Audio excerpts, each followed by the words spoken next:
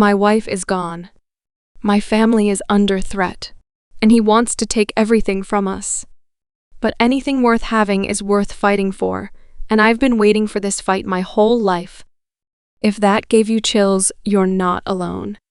I was hooked on 1923 season 1 the moment it dropped, and that obsession? It's only grown stronger. After what feels like an eternity, we're just days away from the most anticipated release of 2025. I've got the episode titles, the synopses, and some exciting details about what's coming next. Let's dive in. As many of you know, the second season of 1923 has felt like a long time coming.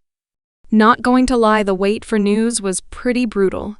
But then, almost out of nowhere, teaser trailers dropped, 2 of them, in fact. The first had an unmistakable voiceover that gave me chills, and the second featured another familiar voice hinting that this season will be even better than the first. Just when I thought I couldn't get any more hyped, an official full-length trailer arrived, offering an even deeper look at what's ahead. When I saw the tagline "Defend or Die," I knew we were in for an epic journey. Are you as hyped for the new season as I am? Let me know in the comments. If you didn't know, 1923 Season 2 will premiere on Sunday, February 23, 2025, on Paramount Plus in the US. I know it still feels far away, despite only being a couple of weeks out. But having an official date makes the wait a little more bearable. Originally, 1923 Season 2 was set to film in Montana, just like the first season, capturing that rugged, authentic landscape that became a character of its own. The production team had even secured the Butte Civic Center as a soundstage, locking in a hefty monthly contract to transform the space into the heart of the Dutton family saga. But then came the unexpected, the dual actors and writers strikes, which sent shockwaves through Hollywood, causing delays that completely derailed the original schedule. By the time the dust settled, plans had shifted. Filming didn't pick back up in Montana as initially intended.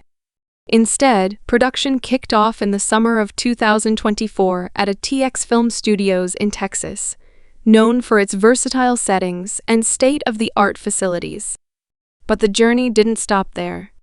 The production later moved north to the breathtaking landscapes of Calgary, Canada, a choice influenced heavily by generous tax incentives, a major factor in the film and TV industry when deciding where to set up camp. Despite the change in scenery, Montana wasn't left out of the picture. The crew returned in the fall for additional on-location shoots, ensuring that the series retained its signature rugged charm. Then, in November, fresh set photos surfaced online, sparking excitement among fans. The images showed the main stars back in action, suited up and deep into their roles, offering concrete proof that the Duttons' story was very much alive and moving full steam ahead. When it comes to the story, one thing is for sure: this will be the final season of the series. Ever. Brandon Skier confirmed it, saying the show was always meant to be a limited series with a clear beginning and end.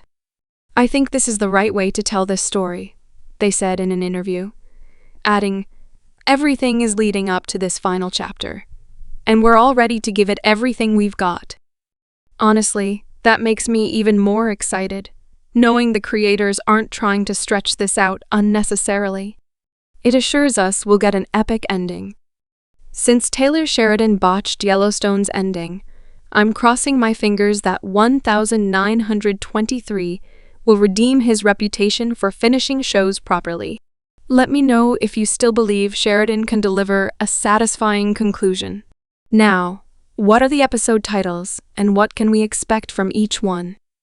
The first episode of 1923 Season 2 is ominously titled The Killing Season, setting the tone for what promises to be a brutal and emotionally charged start. The official synopsis reads, "The winter brings new challenges and dangers for the Duttons." Spencer and Alexandra set off on separate journeys. This means we're diving right back into the action, picking up exactly where Season 1 left us on the edge of our seats. For the first time in the series, we'll witness the true wrath of a Montana winter on the Dutton Ranch. And it's not just a backdrop, it's a beast of its own. The snow, the isolation, and the unforgiving cold will push the Duttons to their limits. Both physically and emotionally, survival isn't just about the land anymore, it's about battling nature itself.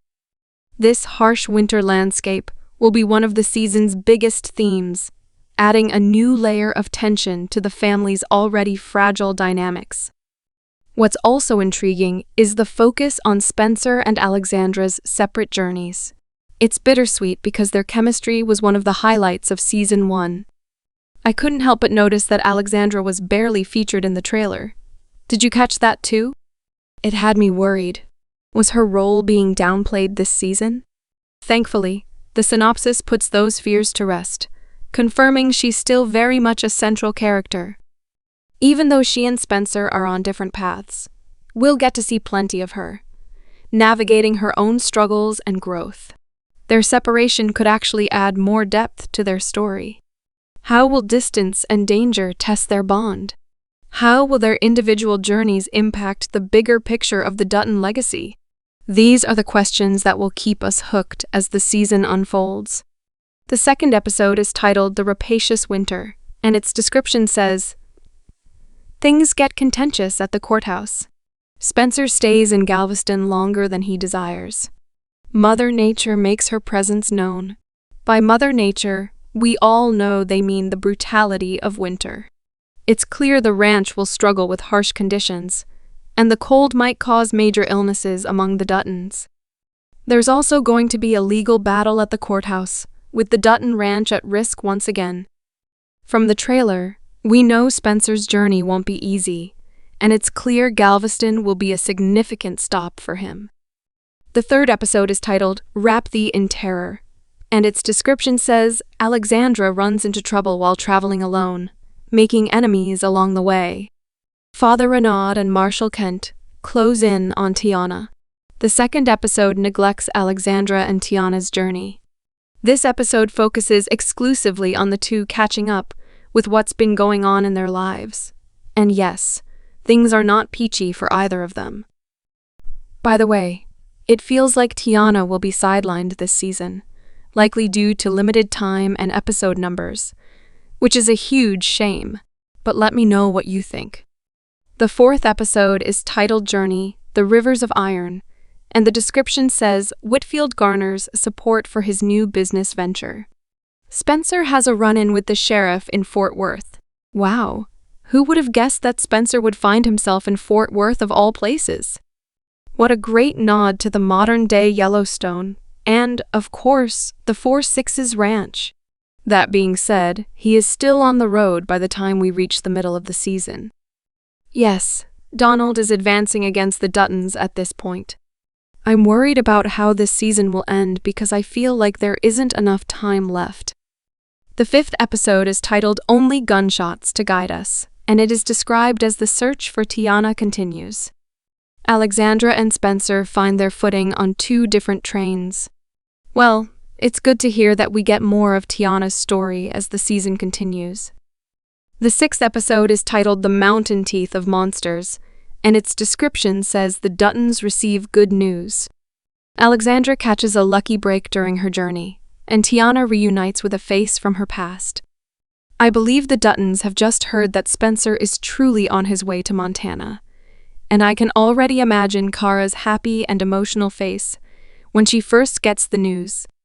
When it comes to Tiana, I'm afraid that old face from her past might be that dreadful priest, but we will see.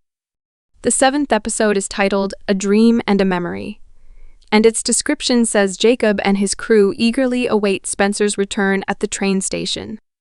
Tiana has a fateful run-in, and Alexandra braves the cold. This means that Spencer will arrive in Montana right before the end of the season. I mean, what the hell? I don't understand how this could be the final episode because, according to IMDb, there will be 7 episodes in total, We were all hoping for a satisfying conclusion. What do we expect Spencer to achieve if he arrives only 40 minutes before the show ends? How does this make any sense?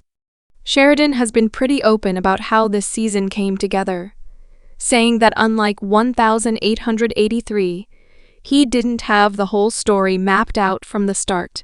I can see that from the episode synopses. He admitted that he went on a journey himself while writing it, and eventually realized that the story couldn't be wrapped up in just one season. But now I think that even a second season might not be enough. Apparently, he was the one who made the call to the network, telling them he needed more episodes to do the story justice.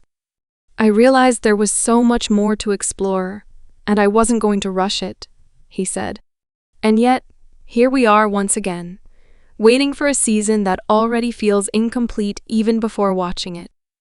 I'd love to hear your thoughts. Do you think this delay is a sign of Sheridan's missteps with the season planning?